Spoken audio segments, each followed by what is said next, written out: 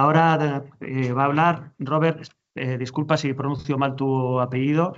No te preocupes.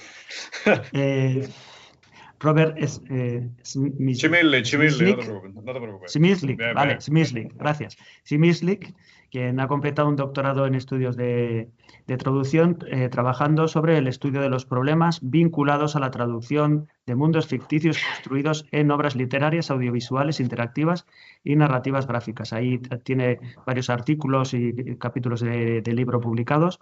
Igualmente ha publicado trabajos relativos a los ámbitos de la traducción jurídica, traducción científico-técnica, la didáctica de la traducción y la interpretación y la aplicación de la traducción a la enseñanza de lenguas, que creo que este aspecto no sé qué le he traído aquí, sino así que el primero, así que cuando quieras, Robert, la palabra es tuya. Muchas gracias. Si tienes un PowerPoint, pues... No, que va. No. Sin Vale, problema. acuerdo, Además soy anti-PowerPoint, tengo un contencioso administrativo con ellos porque siempre me pasa algo. Y sobre todo cuando son ponencias online, siempre pasa algo. Y no entiendo por qué. En fin, desde que entró el Wola en juego con las clases y todo, de la clase magistral como los 50, venga. Vale, y punto. Perfecto. Así que eso, después de toda la retaila de cosas, porque al final vas entrando en dinámicas extrañas, pues lo que me ocupa, por lo que vengo yo y por lo que a lo que me quería dedicar por entero, que ya por fin puedo, era los mundos ficticios, la narratología, el world building, la construcción de mundos, todo aplicado a la traducción, entendiendo que voy a empezar desde el principio porque tengo muchas cosas que decir, porque primero el problema es que me encanta el campo, entonces no me quiero quedar sin nada que decir. El concepto fundamental con el que trabajo yo es, dentro de lo que es la narratología, lo que es contar historias, es cómo se pueden construir estos universos alternos, lo que sería, ¿cuál es la diferencia entre lo que perciben los receptores y los emisores de los discursos? No voy a utilizar el término texto porque como trabajo en un entorno de multimodalidad, videojuegos y eso, sería una etiqueta un poco restrictiva, por así decirlo. Entonces, ¿cómo hacemos que el entorno que yo describo dentro de un discurso primero sea identificable como algo que no es lo que yo como emisor o como receptor veo en mi realidad circundante, y cómo puedo hacer que eso sea identificable, o siempre en un entorno artístico, como que eso sea identificable para cualquier persona que acceda a ello y que desarrolle cualquier tipo de vínculo con ello. Yo me voy a centrar aquí en lo que son los mundos ficticios, o no utilizo la etiqueta ficcional porque también en mi investigación en la tesis también investigué la existencia de mundos ficticios en la psicología, la sociología y el campo de la ciencia. Hay estudios muy interesantes en psicología que dicen que, por ejemplo, desde el punto de vista de la supervivencia de la especie humana, el hecho de que tú, por ejemplo, no te acercaras a un arbusto o a un precipicio era porque tú creabas una versión alterna en tu cabeza del mundo que estás ocupando, en el que te acercas al precipicio y te caes. Aquí no meteríamos con teorías de mundos posibles, en el sentido de Leibniz y todo, pero para simplificarlo, básicamente, yo me centro en los mundos ficticios como los contextos que se utilizan como el escenario para ubicar unos personajes y en el que desencadenar esta cadena de causalidad que se supone que es una narración. Entonces, ¿cómo surge eso? ¿Cómo nosotros, por ejemplo, cogemos Star Wars, sabemos que es Star Wars, Juego de Tronos, y sabemos que es Juego de Tronos, o El Señor de los Anillos? ¿Cómo nosotros cogemos 3 o 4 características y somos capaces de identificar a qué universo pertenece eso? Como cualquier constructo teórico, claro, tiene una superestructura, tiene una macroestructura también, por así decirlo, pero está formado por elementos muy pequeñitos, muy individuales. Darko Subin, que es el creador de la poética de la ciencia ficción, uno de los mayores teóricos sobre lo que es el aspecto más académico de la ciencia ficción, utilizaba el término novum en latín. Como cosa nueva, como algo lo innovador. Y siempre él iba a la escala microestructural, donde los pequeños elementos conceptuales eran los que marcaban la diferencia. Eran como las semillas que se plantaban en el contexto innovador y al crecer desarrollaban raíces, establecían relaciones con otros conceptos, y eso era lo que al final acababa posibilitando que apareciera el cosmos imaginario en su totalidad. Partiendo de la base más pequeñita, no lo sé, por ejemplo, en Star Wars, la existencia de las espadas láser, en Juego de Tronos, pues los caminantes blancos, todo esto serían estas cosas nuevas que establecen la distancia entre el entorno que ocupan los emisores y los receptores y lo que ves dentro de lo que es la diégesis, ¿no? Lo que es el universo exclusivo de la obra narrativa. ¿Cómo se vincula eso a lo que es la traducción? Porque claro, sobre todo en el entorno globalizado en el que vivimos actualmente, ya lo que hablamos es de el Mark J.P. Wolf, que es un teórico de la construcción de mundos, habla ya directamente del world-based entertainment, habla del entretenimiento cuya premisa fundamental es crear un mundo ficticio amplio donde ubicar historias, ubicar personajes y eso que se vaya ramificando en diferentes modalidades. Empezamos con una novela, acabamos con un juego de mesa, con un videojuego, diferentes manifestaciones de partes de ese macromundo ficticio, ya concebido como producto cultural y de entretenimiento, ya destinado obviamente a facturar, pero que la base de toda esta industria siempre es la creación de estos contextos separados de lo que ocupan emisores y receptores.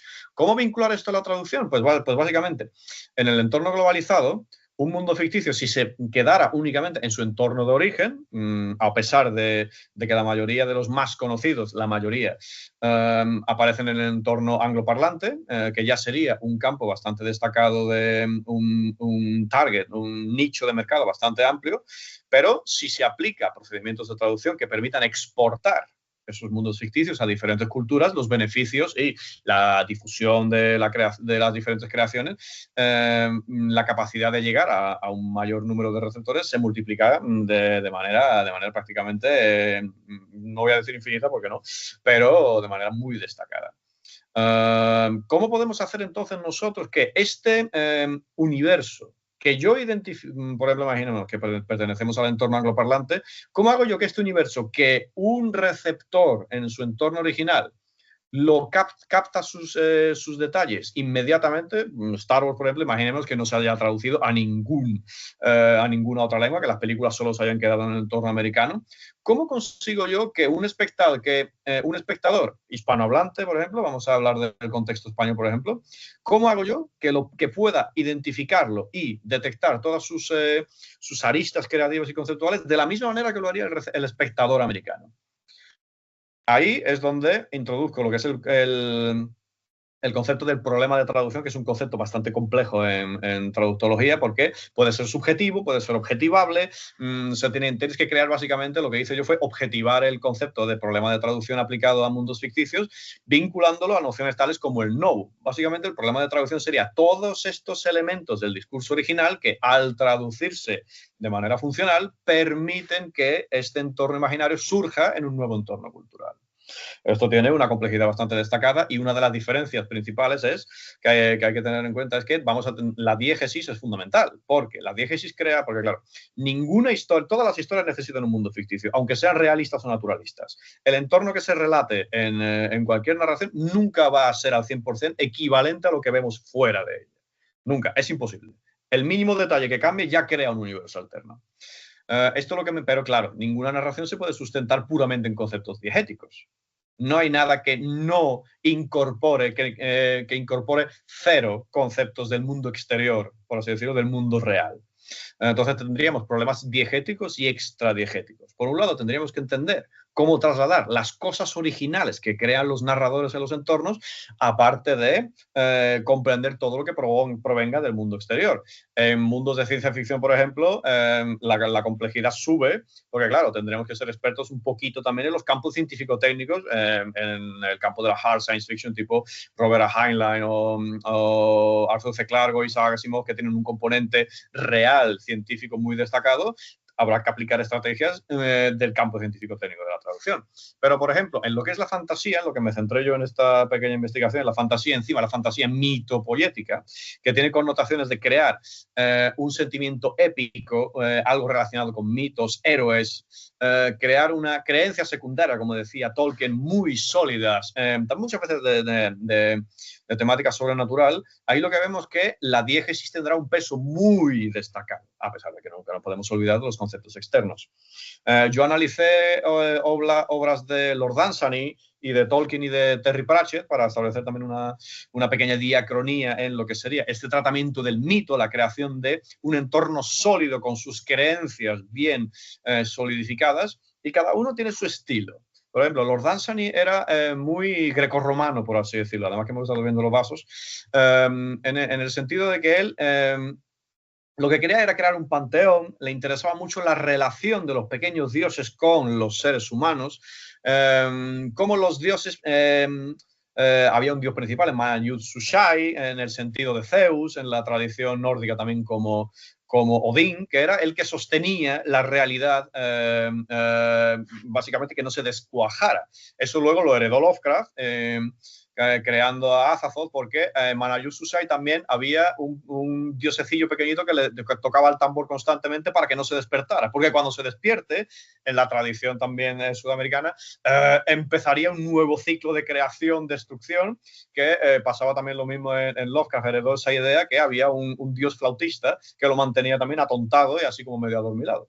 Era esa relación de los dioses con los diferentes aspectos de la realidad lo que le interesaba a Lord Dunsany. Tolkien creó la épica de El Nuevo Mundo, esta épica que técnicamente es la conexión con nuestro mundo, porque recordemos que la edad de los hombres es la nuestra, entonces se supone que todo lo que nos cuenta Tolkien, desde el Silmarillion hasta el Hobbit del Señor de los Anillos, es la precuela del mundo real, técnicamente. Y también le interesaba eso, también tenía su dios principal, heredado también de la tradición nórdica, de la tradición grecorromana. Tenemos a Eru Ilúvatar, si traducimos Ilúvatar significa padre de todos, igual que Odín. Pero le interesaba más el sentido épico de lo heroico, no tanto centrado en el mito de la creación, la cosmogénesis, todo lo escatológico, sino que lo que le interesaba era el sentimiento heroico. Y todo va a sobrepasar las dificultades, la unión de todos los seres, era ese su estilo. Mientras que luego llegamos a Terry Pratchett, porque estoy intentando resumir, muy resumido todo lo que tengo en la cabeza, y luego llegamos a Terry Pratchett, que es el epítome, es Monty Python, pero en la literatura. Fantástico, es humor británico, ácido, pero culto, súper documentado científicamente, pero en un contexto fantástico. Solamente para decir algunas de las cositas, bueno, él crea su mundo disco, que es su personaje principal. Los personajillos que van apareciendo por ahí mueren, desaparecen, resucitan, pero son irrelevantes porque lo que le interesa es el mundo disco, que es un disco sostenido por 4 elefantes que viajan encima de una tortuga gigante a través del cosmos. Fantástico, te resume absolutamente todo, pero lo que hace es jugar con conceptos del mundo real también. Se inventa la velocidad de la oscuridad, que la oscuridad en el mundo de Pratchett escapa de la luz, o sea, que ve la luz y huye, y dice que va a no sé cuántos cientos de miles de kilómetros por segundo, etcétera. Equipara, por ejemplo, que es muy interesante, porque al ser un mundo plano, calculó cuánto tardaría en rotar el efecto de la luz, o sea, está muy documentado científicamente, y para que todo tuviera más lógica, una de las cosas que más me impresionó es que equipara la velocidad de la luz a la del sonido, para darle lógica a todo lo que pasa dentro del mundo disco.